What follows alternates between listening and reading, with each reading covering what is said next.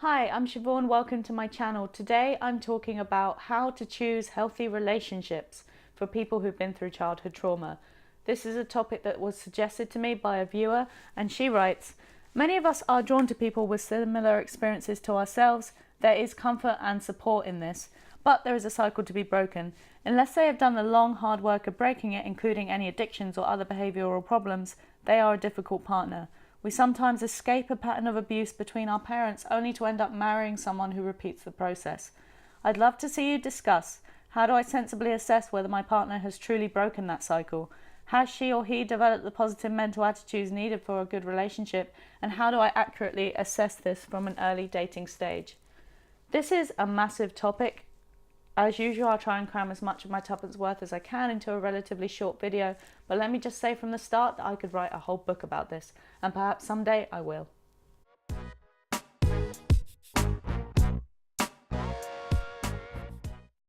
Before you get into a relationship, you need to check in with yourself and become aware of your own predispositions first.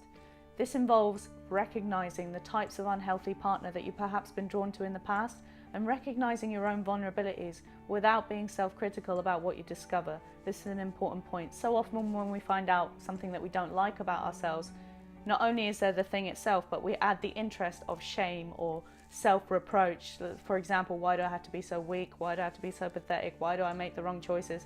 None of that self-talk is helpful. You need to be as objective as you can and say to yourself, look, I've been through awful things. It's left me with certain vulnerabilities.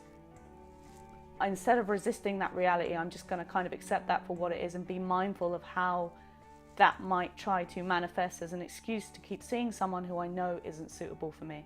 So this is about recognizing your quirks without hating on them. You want to be making the most sensible decisions with the emotional resources available to you at this point in your life. Perhaps sensible isn't the word you would most want to hear in relation to what should be an exciting time in your life of meeting somebody new. So by all means, be excited, go forth, be excited, be magical, but take your rationality along as well if you can. People say you should follow your heart, as if following your heart and following your head are mutually exclusive, as if it could be one or the other.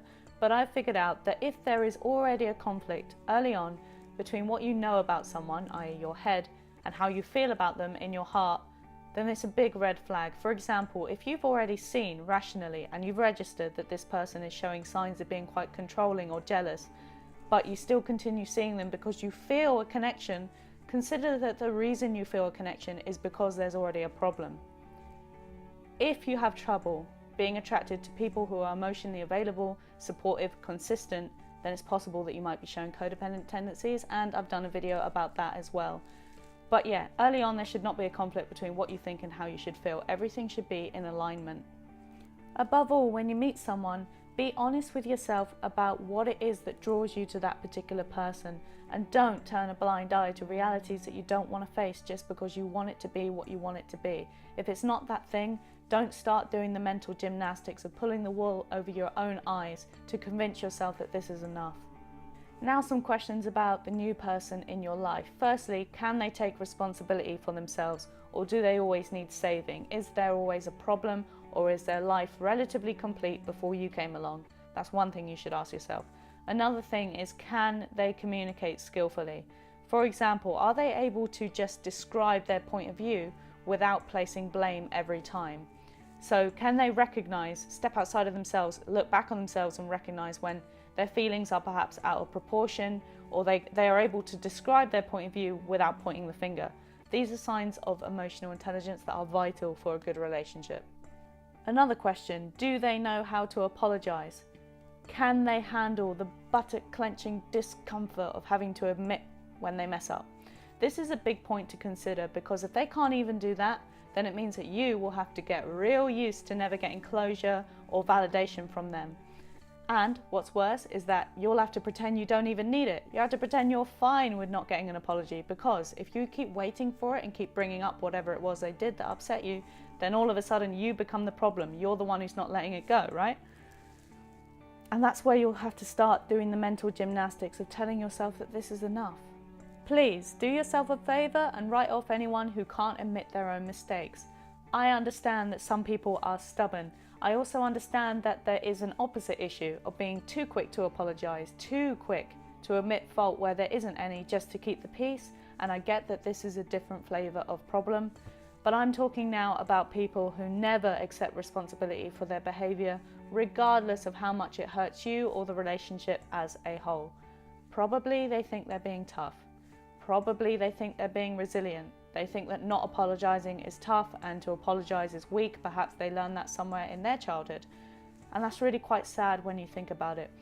But what I can say from the perspective of having experienced sexual abuse is that I am very prone to questioning my own perceptions of things, and I find it hard to trust my own judgment sometimes because of what I've been through, and therefore it's problematic for me to be with someone who will always push the blame onto me because I'm likely to believe it, and that's a problem. And I think that this is a problem for anyone who's been through sexual abuse specifically, because there's this element of denying your own reality, which then manifests as an adult. You meet someone who never accepts your point of view and has you questioning if it was really that bad in the first place. Mental gymnastics.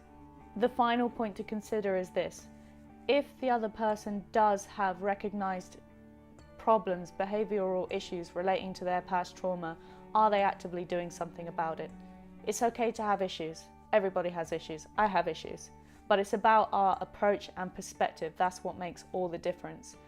It's about how committed they are to self-improvement for the sake of improving the relationship and breaking the cycle. I haven't talked too much about specifically what that past trauma might look like, because in my mind what I'm saying now could apply to anybody who has a dysfunctional childhood background, not just sexual abuse. You don't have to have been abused to make some pretty funky relationship decisions.